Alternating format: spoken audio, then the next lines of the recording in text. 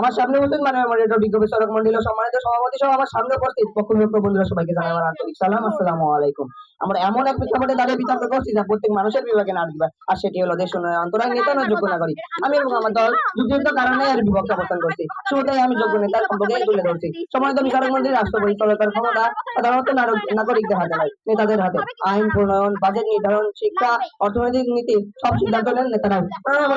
পক্ষ দলের বন্ধুরা বারবারই বলছে যোগ্য নেতা একজন যোগ্য নেতা, যোগ্য নাগরিক একজন যোগ্য নেতাকে নির্বাচন করে, কিন্তু মাননীয় মডারেটর যোগ্য নাগরিক আপনি তৈরি হয় না। যোগ্য নাগরিক গড়ে ওঠে ভালো শিক্ষা ব্যবস্থা, ন্যায়ভিত্তিক শাসন ও কর্মস্থানের মাধ্যমে। তাদের সকল অধিকার গুলো করার নেতৃত্বের দায়িত্ব কেন মাননীয় মডারেটর? এই শিক্ষা ব্যবস্থাগুলো কি নাগরিকরা নিশ্চিত করে নাকি? দেশ উন্নয়নের মূল চাবিকাঠি হলো সৎ, দক্ষ ও দূরদর্শিত নেতৃত্ব। যোগ্য নাগরিক অবশ্যই গুরুত্বপূর্ণ, কিন্তু তাদের গড়ে তোলা ও সঠিক পথে চালানোর দায়িত্ব নেতাদের। মাননীয় মডারেটর বাস্তব প্রমাণ। 1965 সালের পর সিঙ্গাপুরের প্রধানমন্ত্রী লি কুয়েন ইউ কঠোর আইন প্রয়োগ করেন, দুর্নীতির বিরুদ্ধে জিরো টলারেন্স চালু করেন, ছোট অপরাধেও শাস্তি নিশ্চিত করেন। এর ফলে এক প্রজন্মের মধ্যে সিঙ্গাপুর বিশ্বের সবচেয়ে শৃঙ্খলা রাষ্ট্রে পরিণত হয়। শুধু তাই নয়, 1960-এর দশকে দক্ষিণ কোরিয়া ছিল বিশ্বের দারিদ্র্যগ্রস্ত একটি।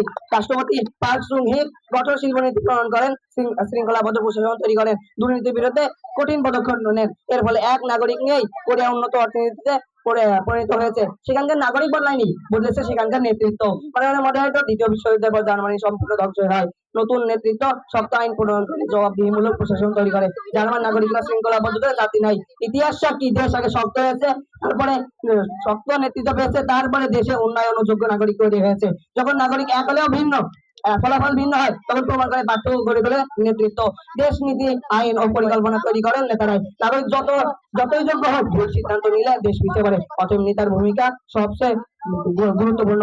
একটি শিশু জন্মের পর শিক্ষা পায় রাষ্ট্রের ব্যবস্থায়, নাগরিক সুযোগ পায় সরকারের নীতিতে, নিরাপত্তা পায় প্রশাসনের মাধ্যমে। যদি এই ব্যবস্থাগুলো দুর্বল হয়, তাহলে একজন নাগরিক কিভাবে কিভাবে যোগ্য নাগরিক হয়ে উঠবে? সম্মানিত শ্রোতাবৃন্দ, ইতিহাস প্রমাণ করে যে ভালো নেতৃত্ব জাতিকে বদলায়, আর খারাপ নেতৃত্ব যোগ্য নাগরিককে পথভ্রষ্ট করে।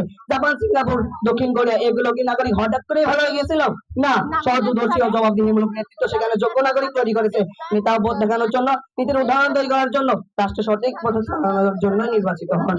দিক নির্দেশনা যদি ভুল হয়, তাহলে যাত্রীরা যত যোগ্যই হোক গন্তব্যে পৌঁছানো অসম্ভব। যদি দেশের উন্নয়ন অন্তরায় নেতা না হয়ে কেবল অযোগ্য নাগরিক হয়, যোগ্য নাগরিক হয়, তাহলে তাদের নাগরিকদের শিক্ষা, নৈতিকতা ও যোগ্যতা নিশ্চিত করার দায়িত্ব নেতাদের নাকি সাধারণত নাগরিকদের?